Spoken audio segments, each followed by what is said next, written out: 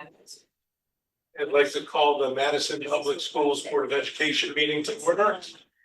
Rise for the Pledge of Allegiance. Pledge allegiance to the flag of the United States of America and to the republic for which it stands, one nation, under God, indivisible, with liberty and justice for all.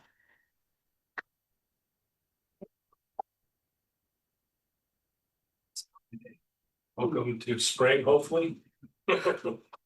First spring meeting, I'm being optimistic. Let's start with our school community session. Is there any public participation? Anyone online? Anyone online who would wish to speak, please raise your hand.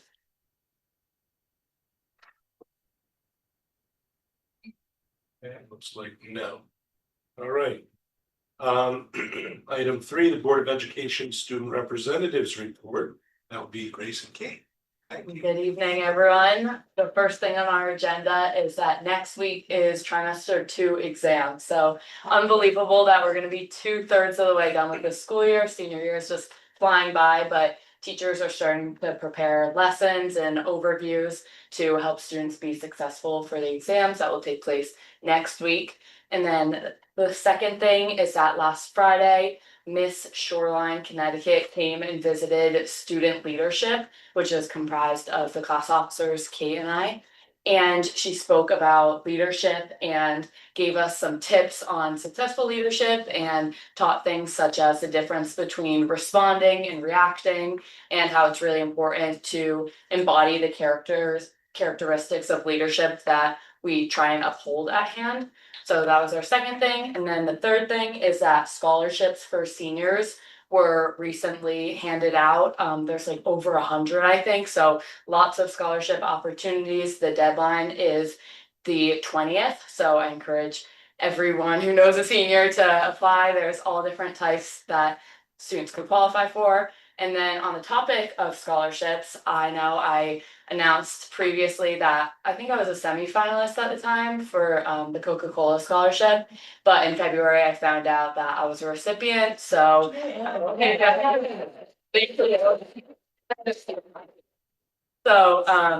that will be an all expenses paid in Atlanta in April, because that's the Coke headquarters. I think there were 3 students from Connecticut that I will be joining, and it's 150 across the country. But I just wanted to thank you guys for this opportunity to express some leadership that definitely helped in my application. And then Mr. Salutary and all the staff at hand played a huge role in my selection. So thank you guys, and I'm really excited to represent. Yeah, congrats, great. Yeah, thank you. Not too much pressure for you. She was like, maybe. So I was like, oh. So next up we have February break was not too long ago, which is a nice little break for students. And I think many students really appreciate that break because it's kind of in the middle of winter. So it gives students time to rest and recuperate. And then the following week we actually had a bit of a longer break. So it gave students a little more time to rest, which I also think they appreciated. Even though I know it messed with a little bit of the scheduling. Our sports teams are also doing super well. The girls basketball just won their states game yesterday at home. So they will be advancing. And then the boys hockey team has their states game tonight. So we wish them the best of luck, and hopefully they will get to continue on as well. And then Vibe is also having an amazing competition season. I know they had a clean sweep last weekend, and they have another competition coming up this weekend, I believe Saturday or Sunday they're leaving. But they've been doing amazing, and I think their cabaret is sometime in the spring again. So if anyone hasn't seen it the first time, I would encourage everyone to go the second time, because I know their show has they've been doing amazing, and it's a really amazing show. And then lastly, this Saturday, actually, March 14th, HAND is hosting the SATs. So that gives students, and I think from anywhere as well, an opportunity to take the SAT at HAND. So, and that's pretty much it. Any questions for our students? Well, I have a question. Why are you still here? You have finals in a couple of weeks. I know. Congratulations, Grace. Thank you. It's wonderful. Thanks. All right. Thank you. Thank you, guys. Yeah. Thank you. Don't forget your kids. Oh, thank you. So before you leave, if you can stay for the first bullet point that I have, once I get called upon, I'm sorry. So. Okay, so next, we have the superintendent's report, Dr. Cook. So included with our board recognition is also our student recognition for Board Member Appreciation Month. So March is Board Member Appreciation Month. You know, when I talk to people outside the district and maybe outside the education process, they're surprised about how much time you all put in as volunteers. Always make that point. Sometimes people even think you get paid. And so you don't get paid if any of our new members were expecting that. Sorry to break that to you, but you know, thank you for the countless hours you put in. People see the meetings, maybe they see the meetings, but you know, they might just see the meeting times and things like that. They don't understand the amount of time that goes into prepping for meetings and getting ready and answering questions outside of the meetings and getting stopped at the supermarket and things like that, and all the prep you do. So we thank you on behalf of the students of Madison Public Schools and all the great work you do. And I know you two both drink coffee too, so we have something as well. And it's a small token of our appreciation. So thank you. For so many reports. Part where we dig in. Yeah, feel free to open it up.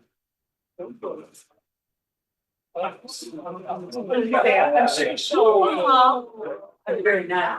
Bye.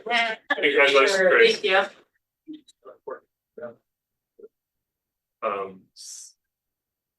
The finance committee, Galen will cover some of this, I'm sure, during finance, but he knows I'm speaking to it now as well.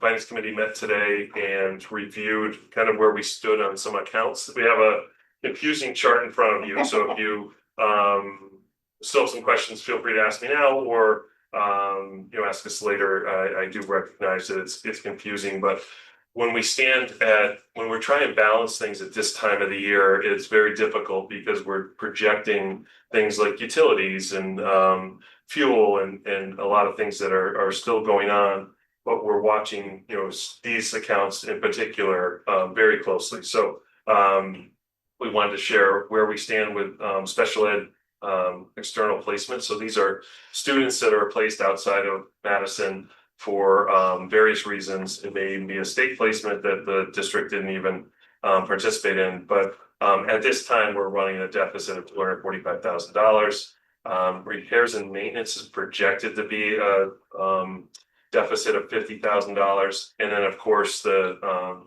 big lead in was the snow, and that's probably the most unique piece for this year that we're dealing with. And so at this time, those are the deficits in the snow and the custodial overtime account, because as I shared, most of the storms hit during the weekend or certainly had time beyond the regular custodian day to clean up and limit the number of snow days we've had. So our staff has just done an amazing job of limiting the number of snow days, and also the delayed openings, early releases. They come in very early, a lot of mornings, even earlier than normal, driving the roads, giving us information and getting ready for school to start. So at this point, it's $120,000 deficit snow and $25,000 deficit in custodial overtime.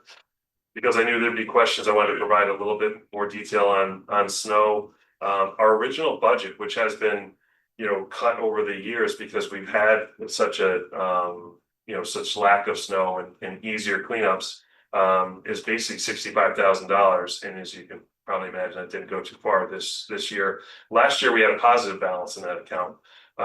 So we had $65,000, and then those are the payments we've had to our outside contractors.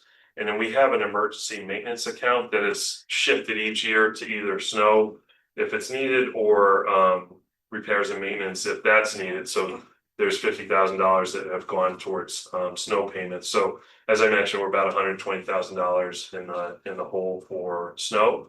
In terms of our major accounts that we know are running on a very positive basis is utilities, so Neck River is performed even better than we anticipated for energy efficiencies, and so we have about $20,000 of savings in Neck River. And Daniel Hand was shut down for all of the end of June, July, and August last year, and really just skeleton staff there.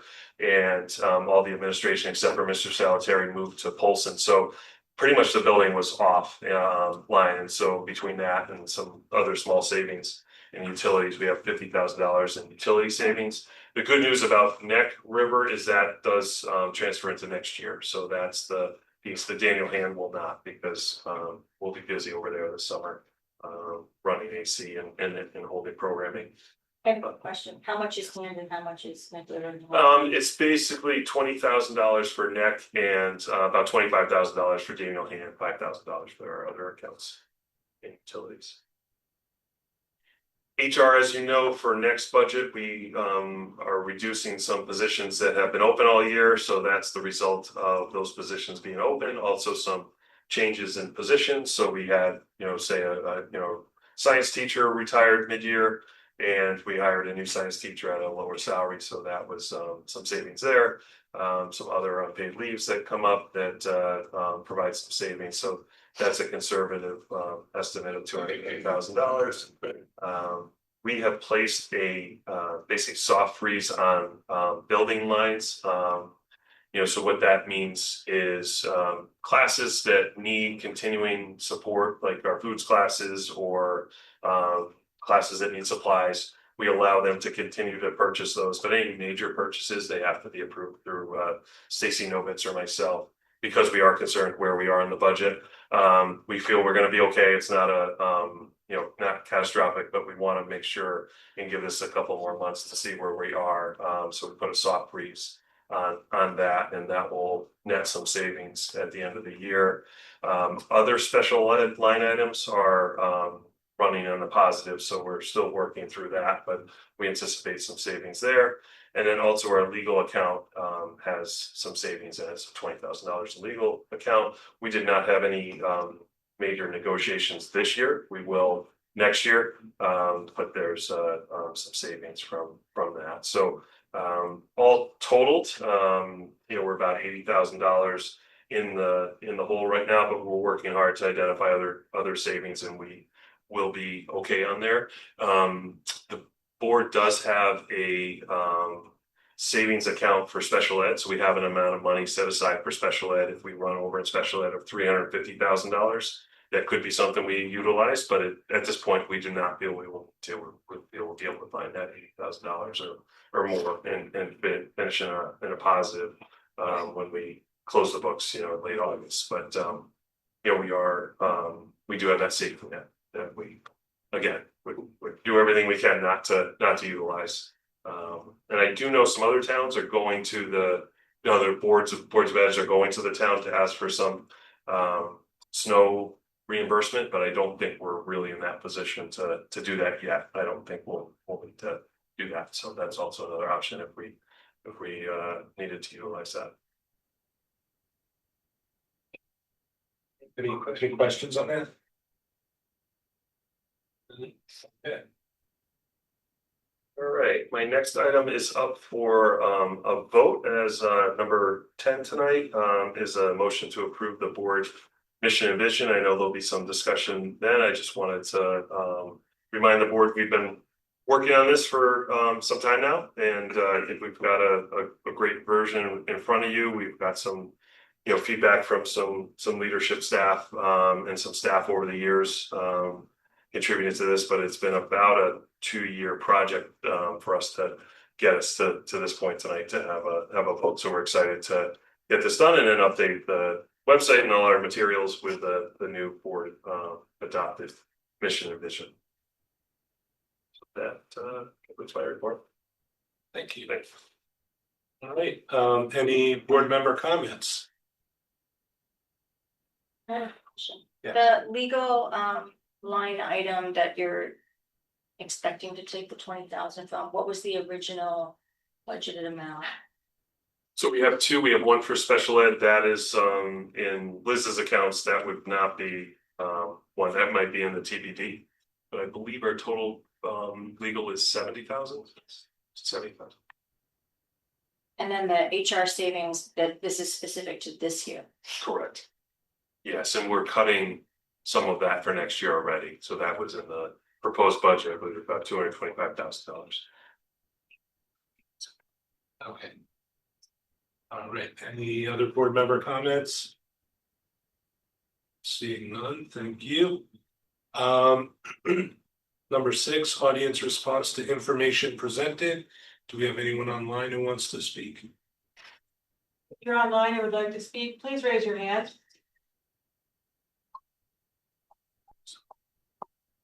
Okay, like a no, thank you.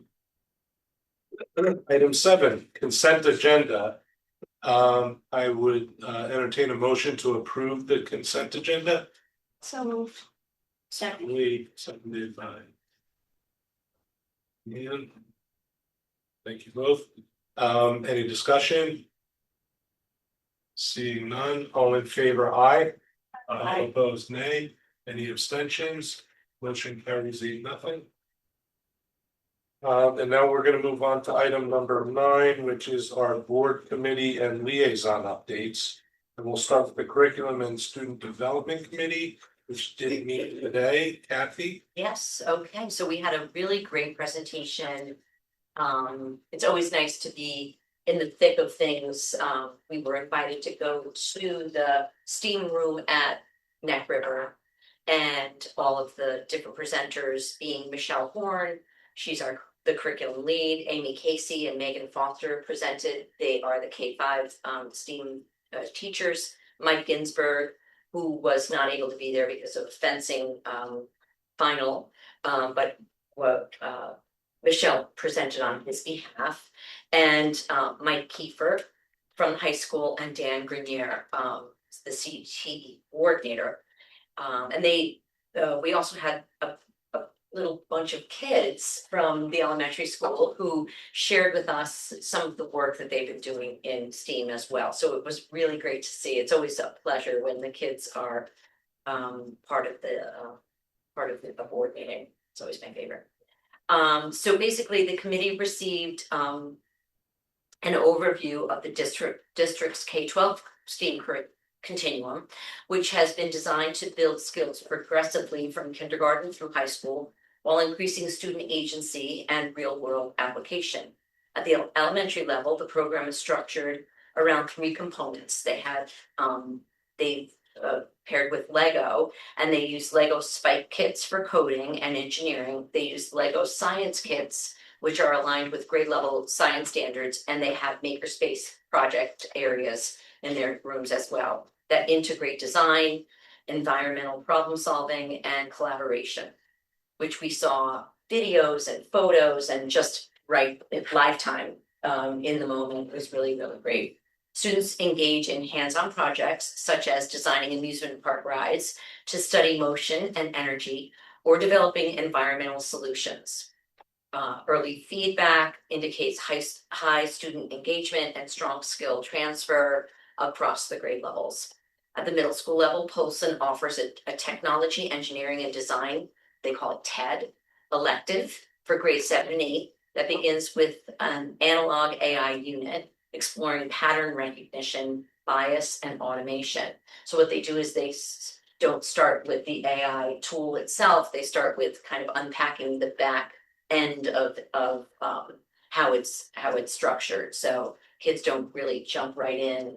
It's more about how they can support their work.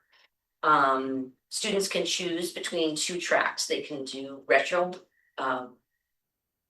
tech, focused on coding and mechanical engineering, or Studio 30, which emphasizes digital design and visual systems. Both tracks emphasize creativity, iteration, and problem solving.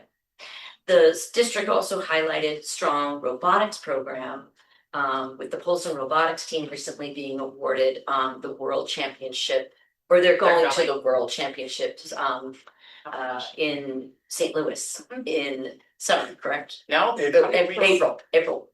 And that was after winning the Connecticut State Championship Program Excellence Award. So they're very, I think it's a bunch of eighth graders, five eighth graders. And then at the high school level, the department it has recognized its curriculum into career pathways aligned with industry credentials, including On-Shape Association certification, Auto Upkeep pre-certification, and OSHA 10. Students also have dual enrollment opportunities with UConn, Quinnipiac, and Goodwin University, where they can earn transferable college credits, which is great. Finally, the Fab Lab shared, and I know many of us have been to the Fab Lab, which was such a great, several years, it's 4 years ago now, it's shocking. But it already sounds and looks like so much more vibrant excitement is happening there. And it's just evolved into a wonderful space. But the gentleman, Mike shared that kids will go in there during their breaks or their lunches. They'll take time to just kind of hang out there. And so it really has, which was sort of when it was kicked off, it was very much like that. But now it really is like a great place to land for our kids. And he shared about the student projects that are using advanced fabrication tools such as laser cutters, CNC machines, 3D printers, electronic stations, and music studio. The space allows students to pursue independent design and engineering projects while applying skills learned in class. Overall, the committee was impressed by its strong vertical alignment of the program and the opportunities it provides for students to develop technical, creative, and problem-solving skills from elementary through graduation. And that was our wonderful evening. It was really, really fun. Very engaging. Questions? Excellent report. And honestly, the presentation was phenomenal, and seeing like the kids in the really K through 5 demonstrating some of their like really advanced gadgets they were working on and how they were interacting with their mechanized, things that they built with a touchpad and everything. Yeah. It was And they coded. amazing. Like, And they coded it. Yeah, they start coding all the way down to kindergarten, really.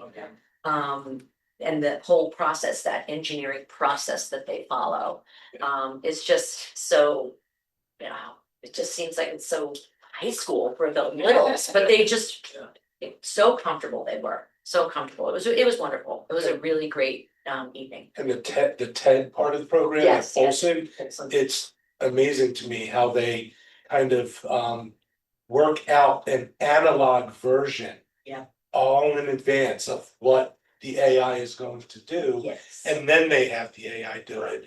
And it just kind of reinforces that, like you said, where, it reinforces that the creative process, some of the genius needs to come from humans. And then you use AI to supplement. Right. And that is our mission in Madison. It's very much, it just is so aligned and you can see the through line. It started with the administrators this summer and it just goes all the way down to kindergartners being able to demonstrate that mission around what we feel, how AI can partner with us and not be something that supplants our learning, but it's us. So it was excellent. And this is part of the board's current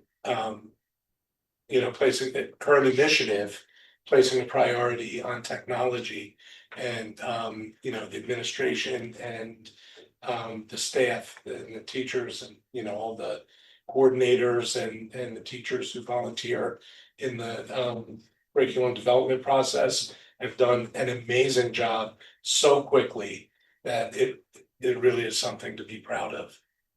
So. They started writing curriculum before they were even hired, Mhm. right? Yeah. They had around hard, yeah. They really just jumped right in last year before the school year even ended to work on the curriculum, so we'll be ready for this year.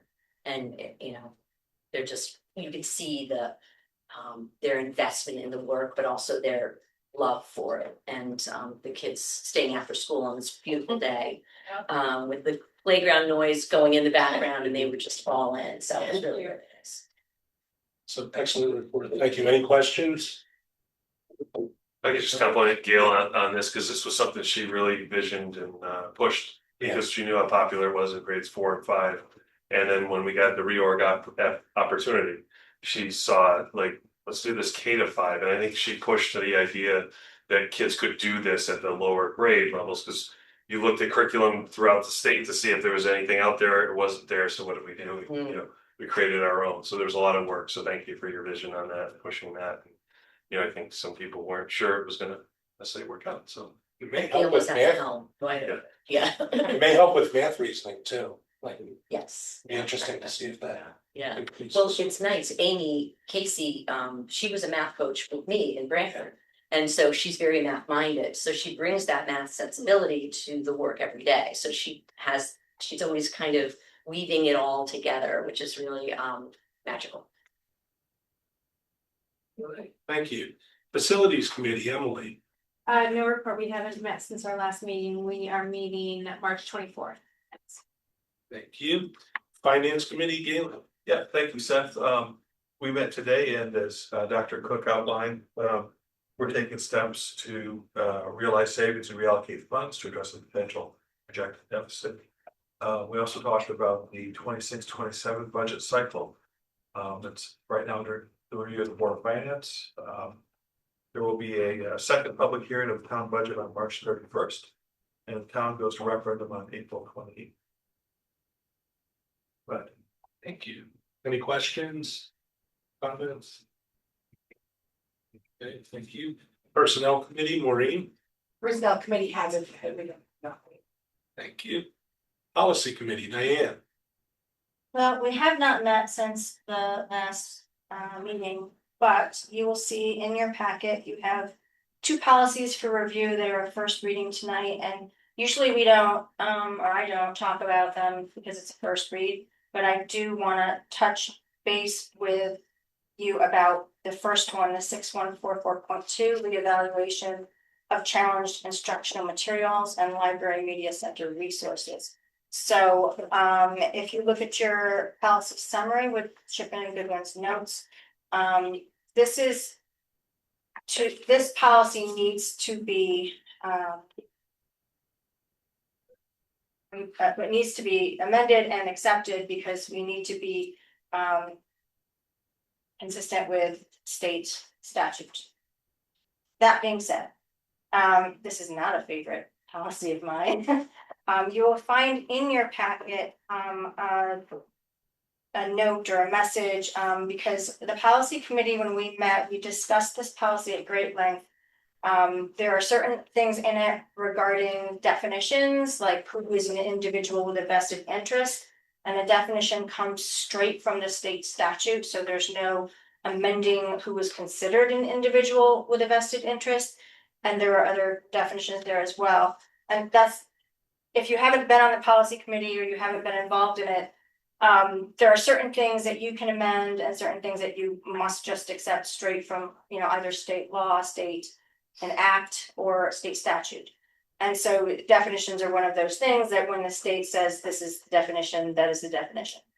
So that being said, you can modify the policy to fit your district. You can modify it a little bit, and whenever we have questions, we ask our lawyers. So one of the questions that the policy committee had was not just regarding the definition of the individual with a vested interest, but whether or not, according to the way the policy is currently written, and I don't know if you've had a chance to review it or not, but this is with regard to who can bring up an issue with, say, a book or a display, etc., in one of our schools' libraries. And so this particular policy addresses who can bring up an item for review, how the review happens, who will sit on this committee for the review, and then what happens afterwards. And so according to this new policy, as written by state statute, only individuals with a vested interest can bring an issue up to say, review this material. And then vested interest is again.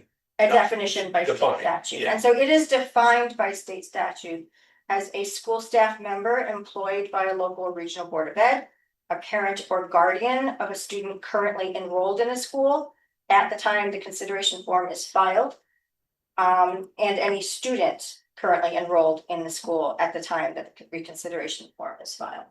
So one of the questions that was brought up in the committee was that as a sitting board member, we are not considered an individual with a vested interest. And so I took issue with that, saying how, is there a way that we can add, not saying that you were obviously not part of the definition, but can we add it to the policy?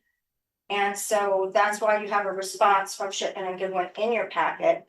And Shipman and Goodwin felt that, no, that we should not a hard no, but they felt it was sort of a conflict to have a board member sitting on the front end and on the back end. So if you read through the policy, if you're a board member and you have an issue with a book and you want to initiate this process, when you follow the process through, one of the persons who sits on the committee is a representative of the Board of Ed. That being said, it would not make sense that it would be the same person. However, if you do read the policy, the people that are going to be sitting on this committee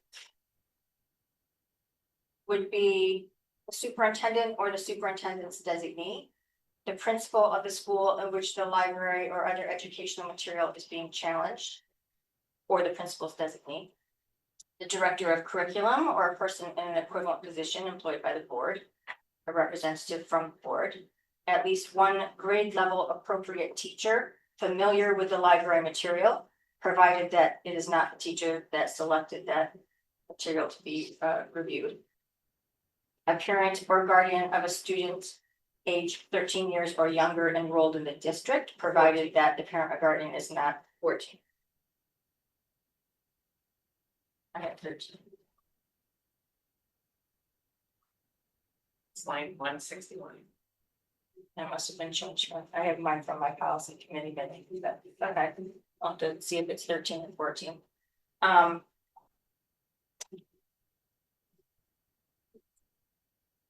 And then my original policy one, it says 13, so. So the F is 13 or younger, and then G is 14 and older. Oh, sorry. I was ahead. A parent or guardian of a student age 14 years or older enrolled in the district, provided again that the parent or guardian is not the person bringing an issue, and a certified school librarian employed by the board or employed by another board of ed in the state. So that's a lot of people on the committee. So they felt that if the board member is on the committee end, then a board member should not be on the other end.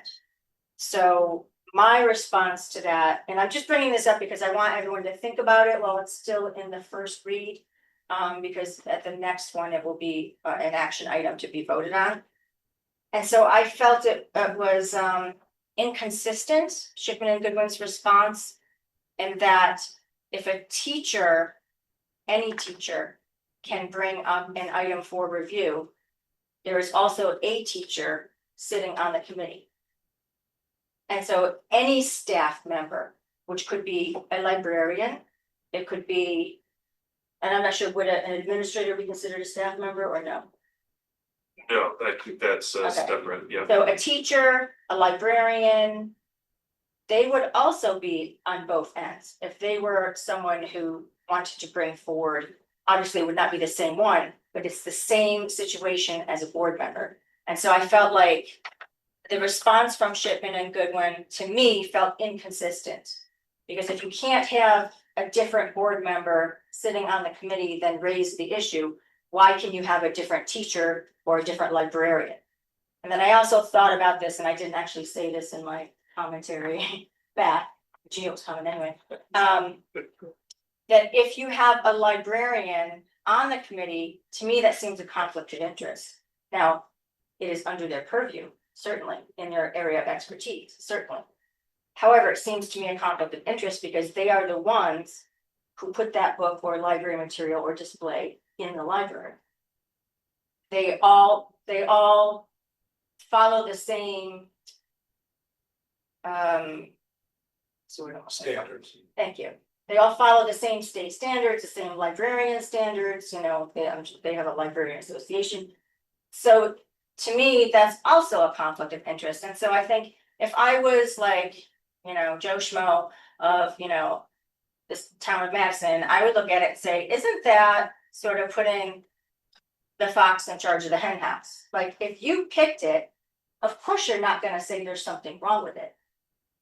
And so to me, like this whole policy is just a little, I don't know, it doesn't sit well with me. It just seems inconsistent front to back. It just feels a little bit though, like we're making an assumption that they wouldn't be able to have a collaborative conversation to come up with what would make sense. So Involving their there's- expertise. right, so they do have way more expertise than someone on the board that But I does think not it's have that background. also making an assumption that a board member couldn't be someone who could bring up a problem with a material in a library or a display or research material, whatever, and then another board member couldn't also sit on the committee. So I just felt like, in my mind, although we must adopt the policy, it does not have to be exactly how it is written right now.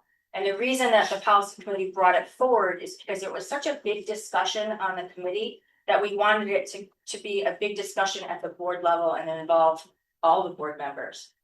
And so I just wanted to give you this sort of background information of what went on in the committee and why we asked Shipman and Goodwin and Shipman and Goodwin's response. And then my response to them, which I did not send to all the board members because we don't want illegal meetings. So that's my bit about that. So I would just say, read it, think about it, analyze it, go and read the state statute if you want to, whatever. And then at the next meeting, we will be voting on this and I'll probably be emailing them to put that something. And I would Yes. like to just kind of, Yes. and point to some other portion of the discussion Yep. that we had, and also raise, in fairness, raise a new point, since you gave My a perspective. fair rendition of some of the issues, but I think you also kind of pointed toward your preferred, which is fine, totally legal, for you to point to your preferred way to handle it, which is to modify the Shipman and Goodwin recommended amended version. Which is not something that we don't do. I mean, Yeah, we no. often do that. Absolutely. When I read the policy, I felt that it was entirely consistent with Shipman and Goodwin's other policy recommendations, where they tend to always point out that where the Board of Education can end up sitting as the final arbiter of something, you get a panel of Board of Ed members who have to decide, residency, expulsion, staff disciplinary action. In all those instances, Shipman and Goodwin has always taken the position, and is here as well, that the board should not also be involved earlier on in the process, because it's going to be expected to sit in kind of in an appellate tribunal role. And so now the tribunal role here is limited to ensuring that the committee process worked properly, right? It's not substantive, Yeah. it's procedural, but the board still would have to sit in and make that final determination. So I do feel that it is entirely consistent with Shipman and Goodwin's other past recommendations and their general stance on board involvement in state mandated tracks and processes. But to be clear, the board cannot overrule the committee's decision. It's not like the committee comes to They a, can in effect if they find that the decision happened after the proper procedure. but that's about procedural, following procedure. It's not about substance. So my point is that the committee reviews everything and comes to a determination.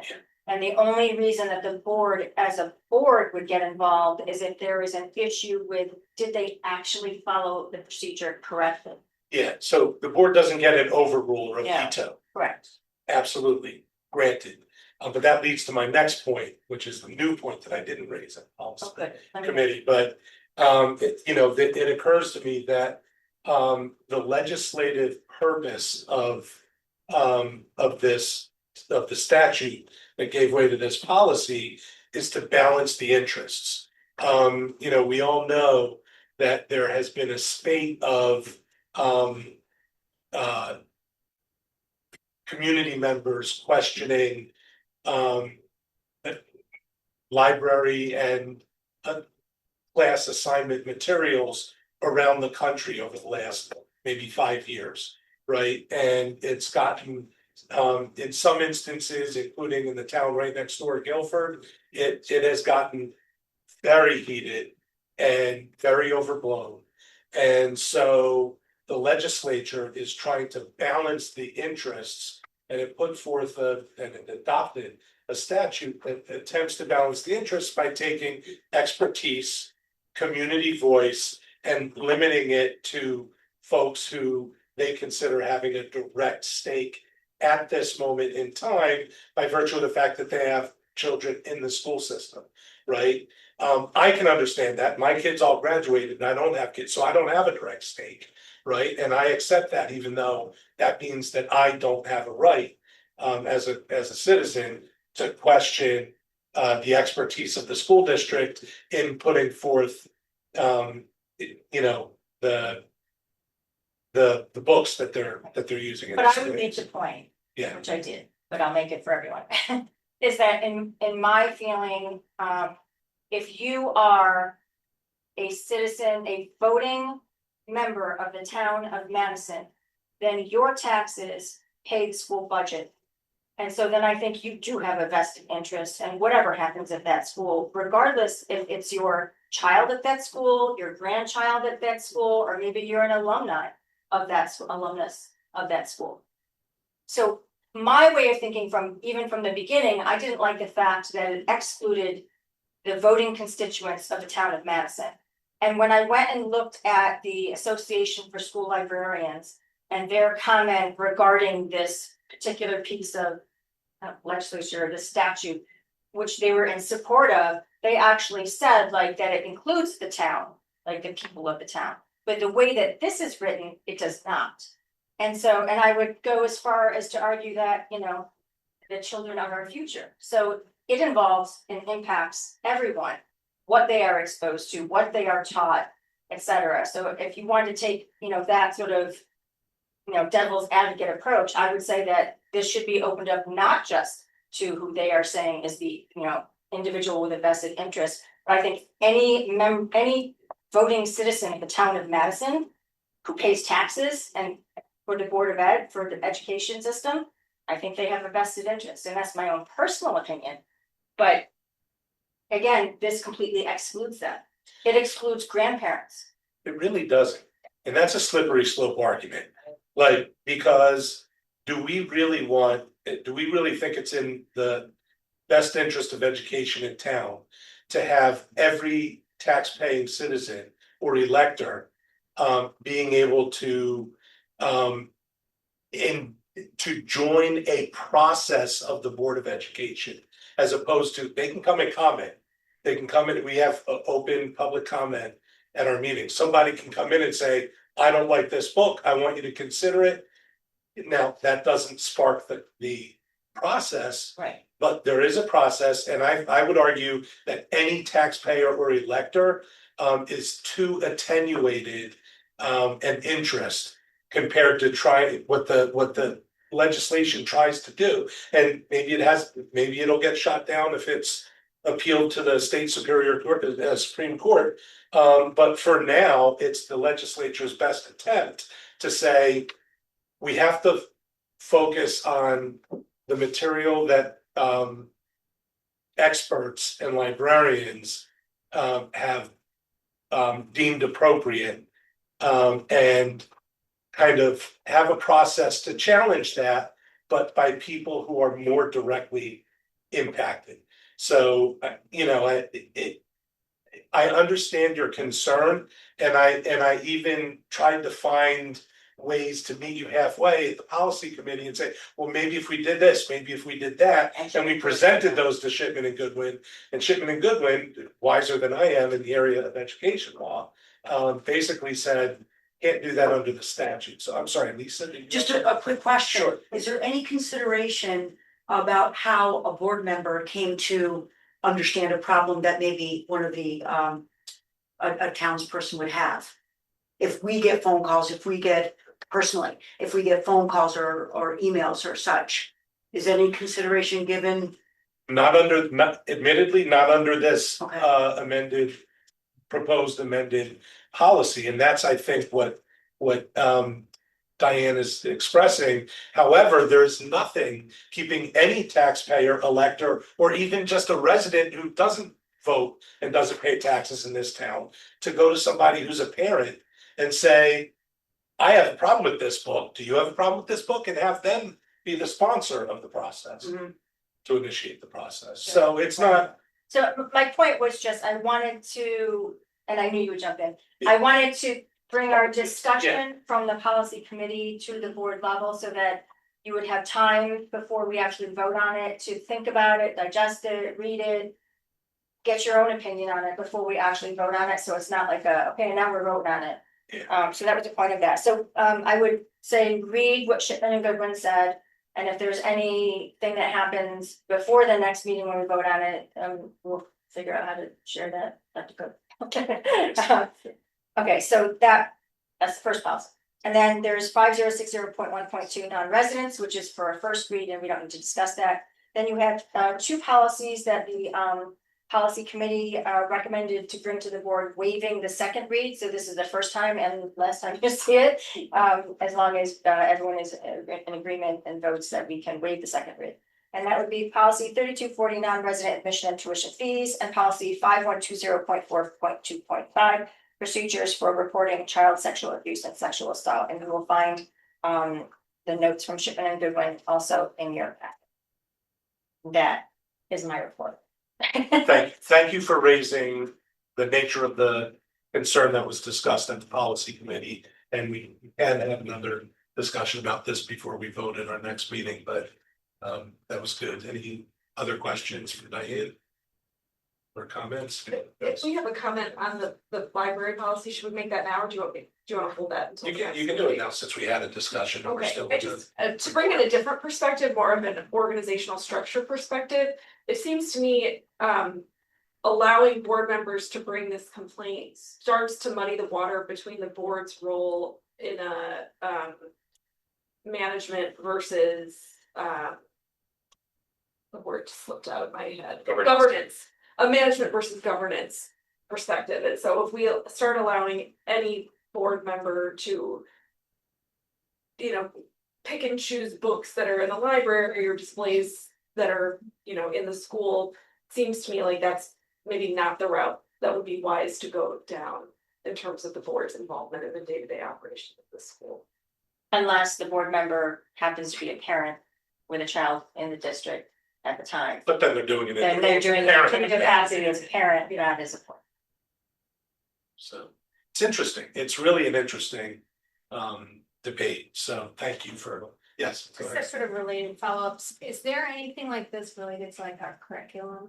Like a parent can, like, I'm wondering, would you have the same requests that any person in town can request that we change a lesson in the curriculum?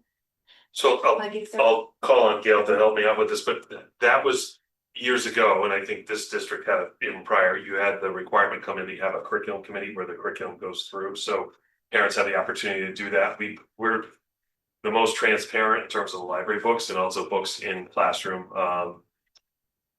assignments of, having so many choices. And so that's the piece that, where we give parents options. So, if a student is in 9th grade English, and they go home and they have the option of 10 different books, the parent can be involved in helping select the book that the child selects. I think the most recent legislation is actually requiring districts to make curriculum transparent, which we have done for a decade.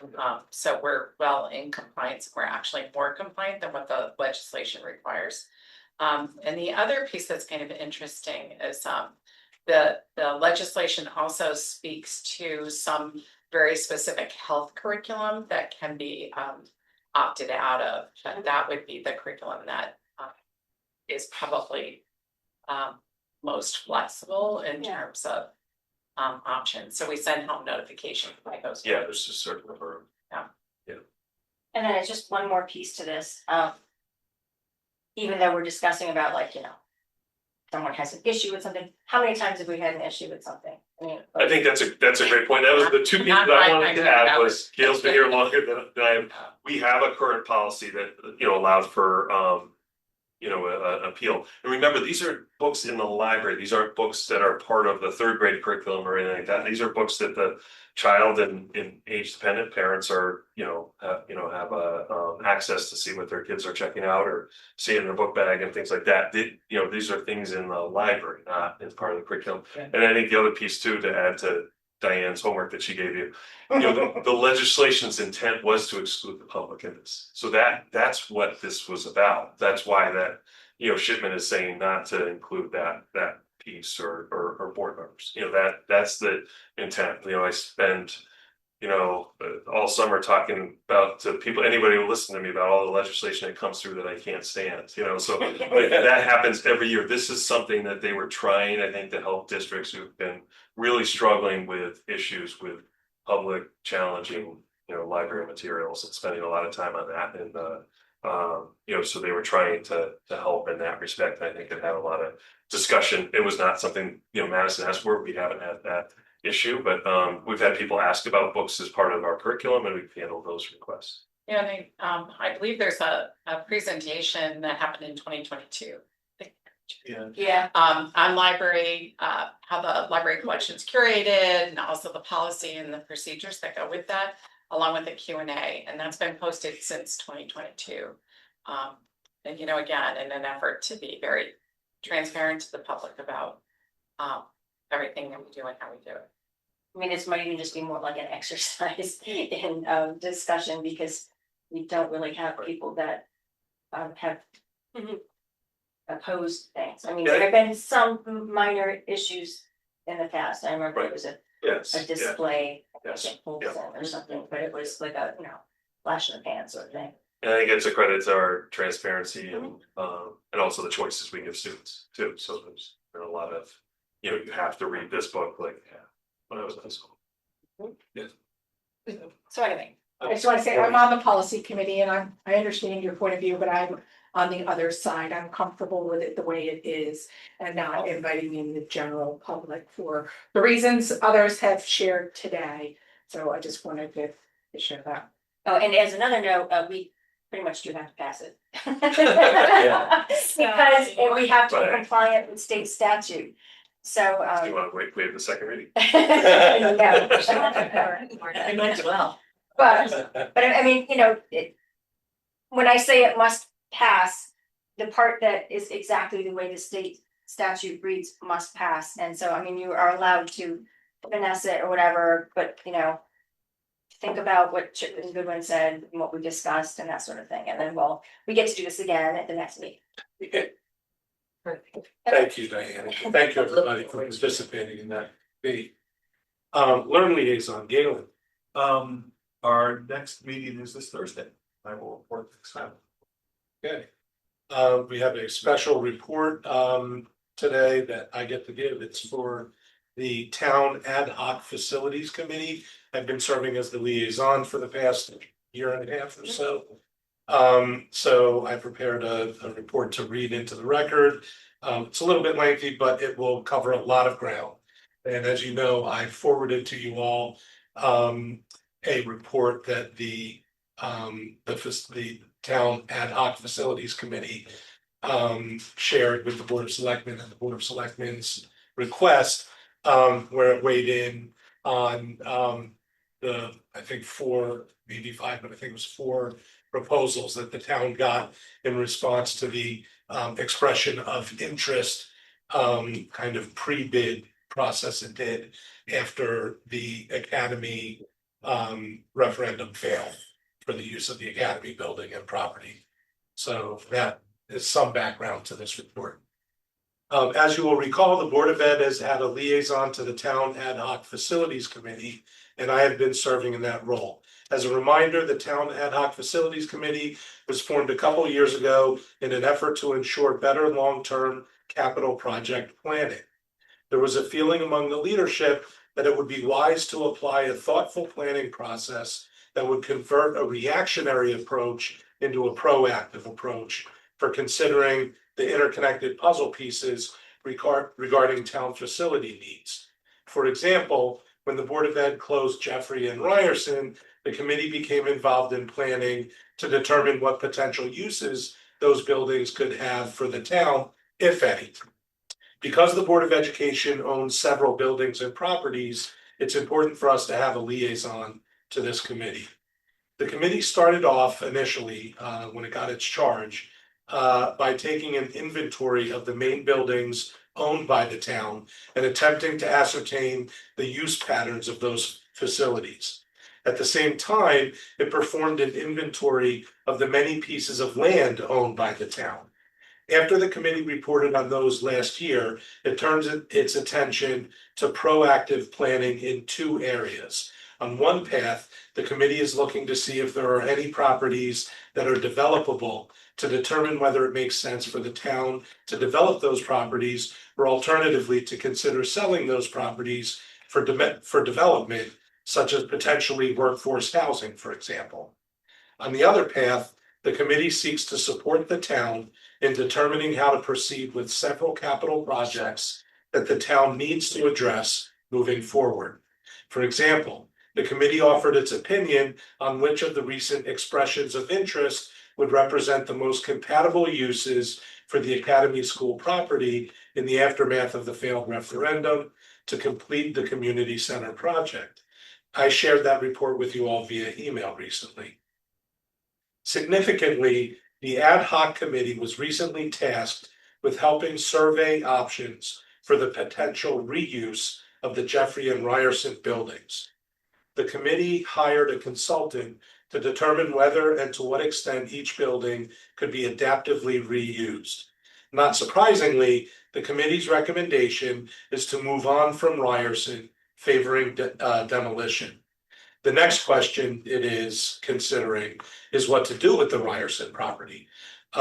As a board liaison, I provided feedback that our demographic projections indicate a slow but steady increase in student enrollment on the horizon. And Dr. Cook has observed as well that we are outperforming the projections in that regard at present. So our housing stock is such that baby boomers who downsize will be selling their 4-bedroom homes to families largely with school-age children. Plus, there's the possibility that the state will mandate preschool in the coming years. As such, I recommended to the committee that the town keep the property as a location for a potential school should one be needed sometime in the next decade or so. Even if the town decides to sell that property, I recommended that it sell the property for a use that is compatible with the neighboring Brown School. Peter Anderson, our facilities director, pointed out that the access road is technically owned by the Board of Education, so it might not make sense to sell the property to a private entity from that perspective as well. So you're told. Stay tuned. Stay tuned for the final disposition of that property, but it seems likely it will remain a town-owned property on reserve for future town, potentially educational use. As for Jeffrey Elementary, the recommendation of the consultant is to make adaptive reuse of that building. There are several town needs currently and over the next decade that would fit well in the remodeled permanent portion of that building. For now, the concept is to demolish the portable classrooms section and house Madison Youth and Family Services in the northern section, occupying about 10,000 square feet on the Green Hill side of the building. That would leave the gym and library side of the building, the current offices and cafeteria accessible from the main entrance, and all of the other classroom space around the western and southern sides of the main building for reuse by the town. The committee learned that there may be a need for some additional space for our district central offices operation over the next decade.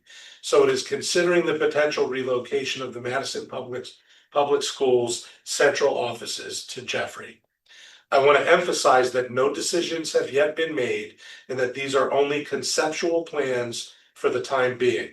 However, the committee has asked that the Board of Education take a vote on whether it supports considering this concept moving forward. I've discussed this with Dr. Cook, and while I'll allow him to speak for himself after this report, it appears he is supportive of allowing the town to consider this concept further without taking a position at this time on whether he fully supports the move until a lot more is known. As a result, I'm asking that this matter be placed on our agenda for the March 24th board meeting as an action item to vote on whether we support moving forward with further consideration of this potential district central offices move. If central offices are moved to Jeffrey, that would also open space for additional town offices at town campus that are deemed necessary, on the horizon as well. That concludes my report, and I'd invite any discussion or questions based on the report at this time, although I would first like to ask Dr. Cook to comment. Thank you, Chairman Klaskin. The board probably has recognized I've been a little uneasy kind of with this discussion. I keep checking in with you to share that I've met with the committee's leaders to talk about central office and central office needs and perceived needs and things like that. So I appreciate the fact that it's been put on the agenda tonight and some direction. The next step that I've been asked to participate in is to have the department leaders, assistant superintendent, to meet with the committee to kind of talk about their space needs. And so I'm fully on board. I don't think that that's an unnecessary or unreasonable request, but I just wanted the board to be aware that this is going on.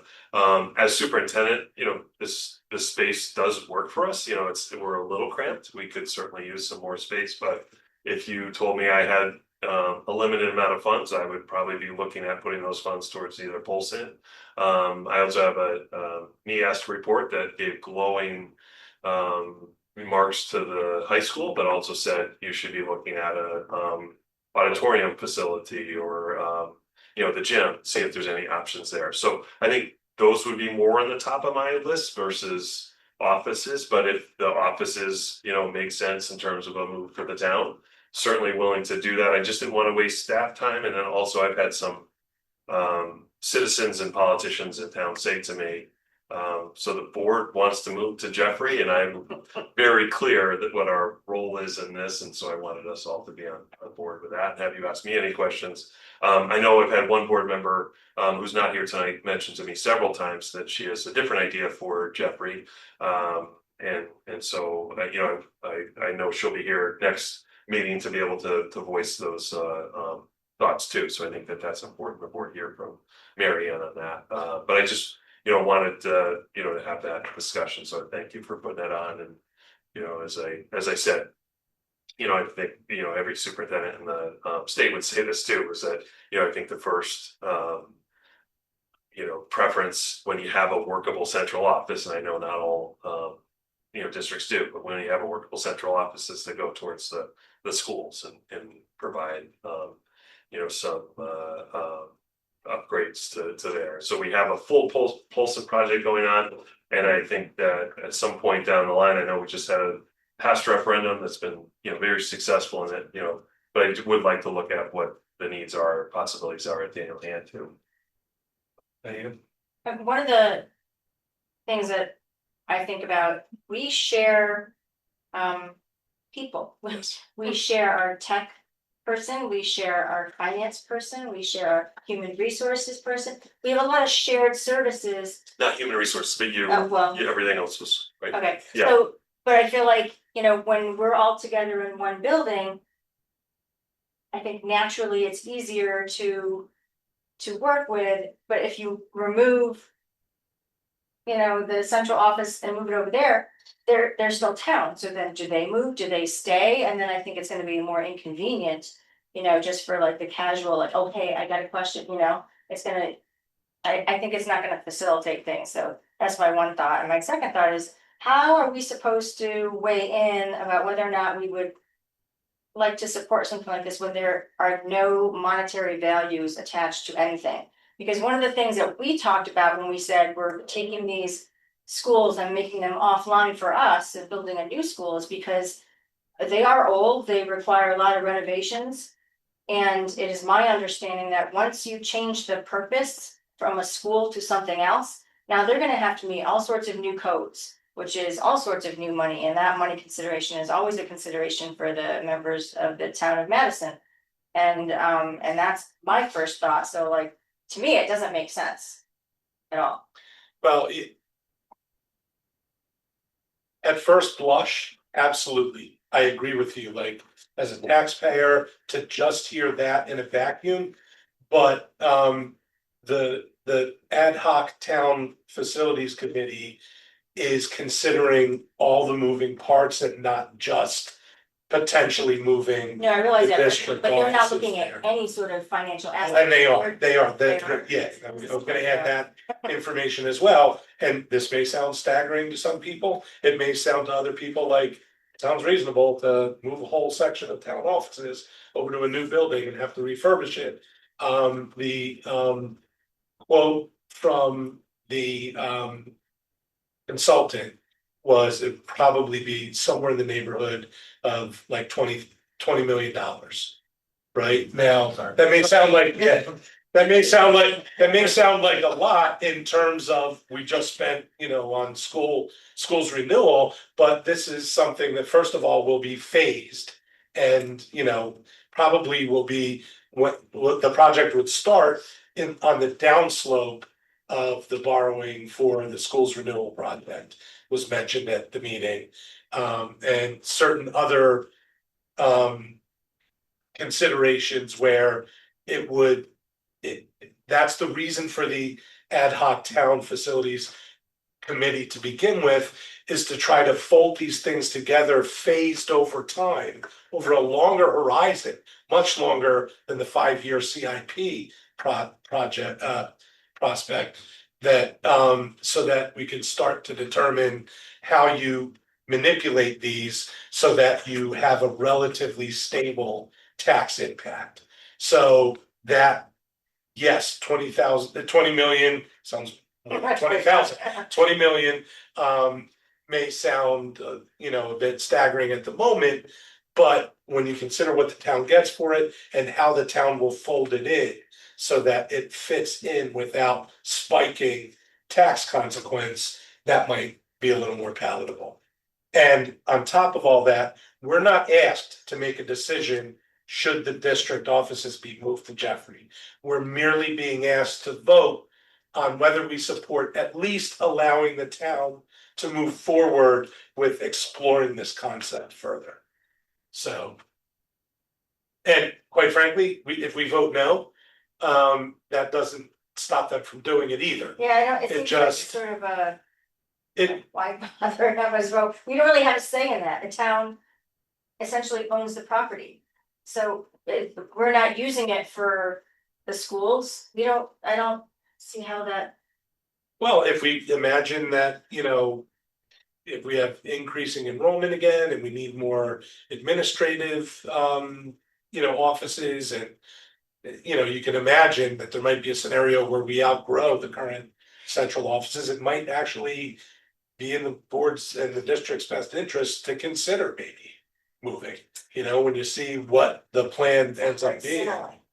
And well, it may sound like a hard sell now, but it also fits in with the fact that the town is already saying it needs more office space. So where's it gonna put its office space? And does it make even more sense for all the town offices to remain in one building? Even though we have a shared, 2 shared administrators.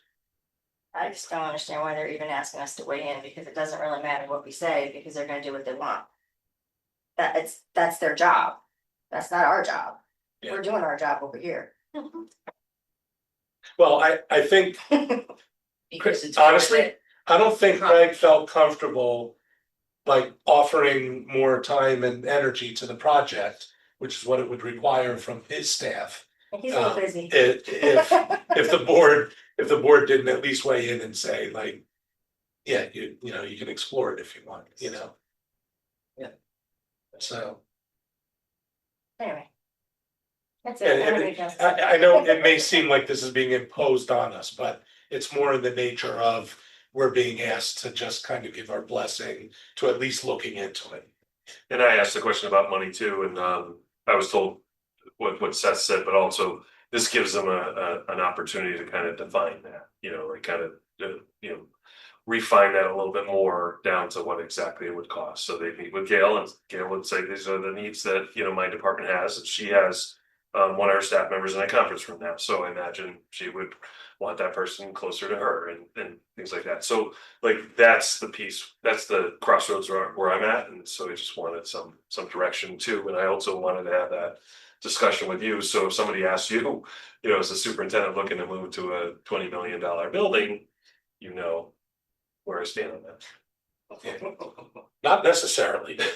And he didn't ask for it in the first place. Yeah, no. So, all right, I don't want to spend too much time on this. We have a little bit more stuff to go through. But thank you very much for listening and for considering this, and it'll be on the next agenda as an action item. Thank you. So now we move on to the exciting action item portion of the evening.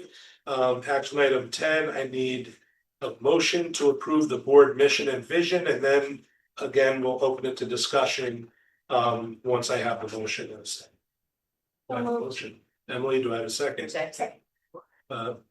Maureen. Maureen. You.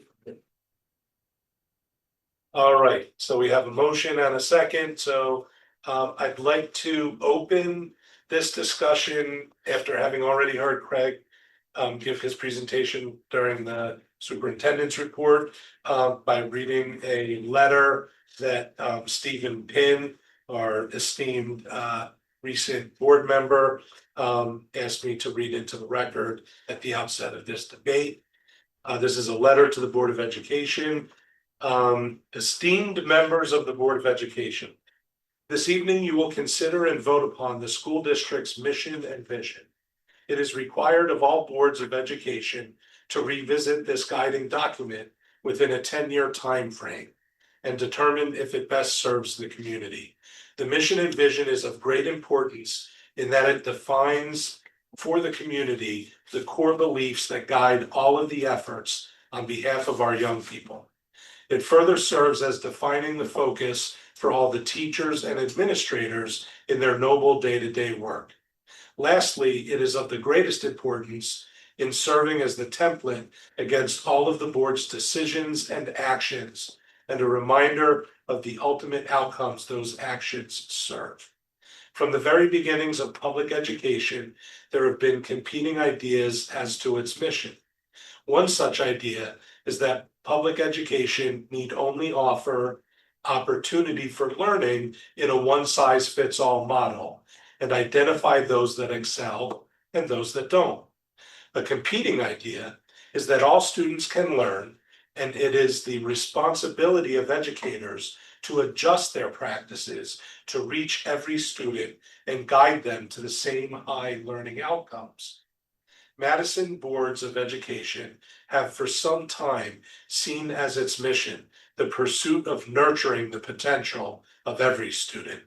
The pursuit of that idea has taken this district from one that had underperforming schools according to the state to one in which all of its schools are schools of distinction.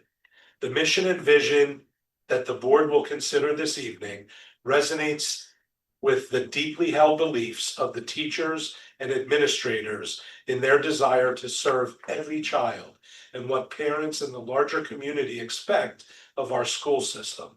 It is my hope and confident expectation that the board will not only approve this mission, but embrace it as the guiding document for the board's continued good work. Respectfully submitted, Stephen Pinn. I sincerely apologize that I did not deliver it with that booming deep voice that Stephen has, but I hope I gave it justice. And with that, I'll open this up to discussion. This particular version has been shown to administration. Administration, previous versions had gone through different committees. There's some slight changes to this that have not, but I think they're all within the intent of the groups. The one thing that I love about our mission that I've always loved is its emphasis on the joy of learning and future outcomes and preparing our students to be lifelong learners and contributors. And I think those are very worthy um, kind of goals for us to set out. And I do think that by keeping this largely intact, yes, we're revisiting it. We're gonna vote on it again, but I think it was so forward thinking when we adopted it, maybe, you know, a decade ago. It's because it continues to serve the community that I support it. And I still think it's forward thinking, and I still think it captures really the large sentiment among our teachers and all our like even our custodians. Like everybody buys into this. Our curriculum is all about this. Our curriculum is mapped to this, right? So on Gail's behalf, we don't want to mess with it too much because then she'll have to remap all the curriculum, jokingly. But seriously, we are a very mission oriented and vision oriented organization as a board and as a district. And I love the way it is restated slightly, but largely intact. It is a very different version from the one 2 years ago at the board retreat that I hated. So this is much more concise and I appreciate that. Okay. And I'm all right with it. Just talk to the people up in Hartford for you. Any other comments? Questions? Couldn't say it better than Stephen. Yeah. Yeah. Absolutely. Even though I couldn't say it as deeply as Steve. No, but I agree with what you said. I especially love the part about where it should be joyful. And I've always felt very proud of our mission and vision and still do. I support this. All right, so the motion is open. I'd like to call the question. All in favor of approving the revised board mission and vision? Aye. Aye. All opposed, nay. Any abstentions? Motion carries 8-0. Thank you all. Action item 11. I need a motion to approve a donation from Madison Cultural Arts, Inc. to Madison Public Schools in the amount of $2,500 to support student access to the arts. So moved. By you, seconded by Kathy. Thank you. Any discussion? I mean, obviously wonderful. Thank you. Yeah, I do. I think it's very generous. What, how is that realized? Access to the arts, like tickets to events, supplies? Because usually they're very specific about how they're used and this to me is a little vague.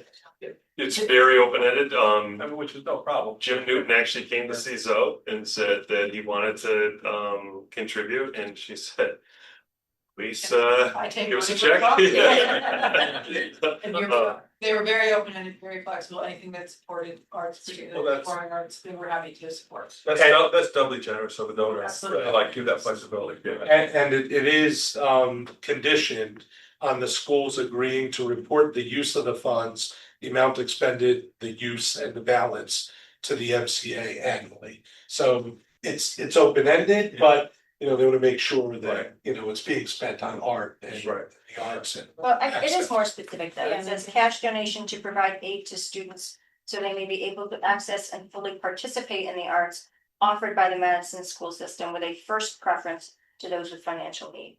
So it is a little more specific. Doubly generous. Yeah. Thank you. Thank you very much, Madison Cultural Arts. Any other questions or comments? Seeing none, all in favor, aye. Aye. All opposed, nay. Any abstentions? Motion carries 8-0. Thank you. Action item 12. I need a motion to waive the second reading and approve the following policies: 3240 non-resident admission and tuition fees, policy 5120.4.2.5, procedures for reporting child sexual abuse and sexual assault. So moved. Diane, do I have a second? Second. Maureen? Just to be clear though, that the number is changing. Yeah. It's changing to 5120.6. You have to vote on the old number, because that's the existing policy that we're changing, but Oh, the okay. revisions, it will be the new number. Gotcha. Any other questions or comments? Seeing none, all in favor, aye. All opposed, nay. Any abstentions? Motion carries 8-0. Thank you. Action item 13. I need a motion to approve the minutes of the February 10th, 2026 Board of Education meeting. So, Thank you. So second. Jessica and who's second? Okay, Diane. Thank you both. Any recommended or requested edits? Seeing none, all in favor, aye. All opposed, nay. Any abstention? Motion carries 8-0. And action item 14. Final action item for the night. I need a motion to approve the minutes of the March 3rd, 2026 special Board of Education meeting. This is the one where we approved the change in the calendar. So, second. And seconded by, is that Lisa? Yeah. You. Any discussion, requests for edits? Seeing none, all in favor, aye. All opposed, nay. Any abstentions? Bless you. Motion carries 8-0. I know Mary Ann's not here, so probably no one will say anything, but any future agenda item requests? Not right now. Okay, good. And finally, I will entertain a motion to adjourn. So, Diane, a second, Second. Emily. At 8:21, yeah. Any objections? No, and all in favor, aye. Aye. All right, all those no, abstentions, 8-0. Thank you all. thank you for our Thank you. present. Yes, yeah.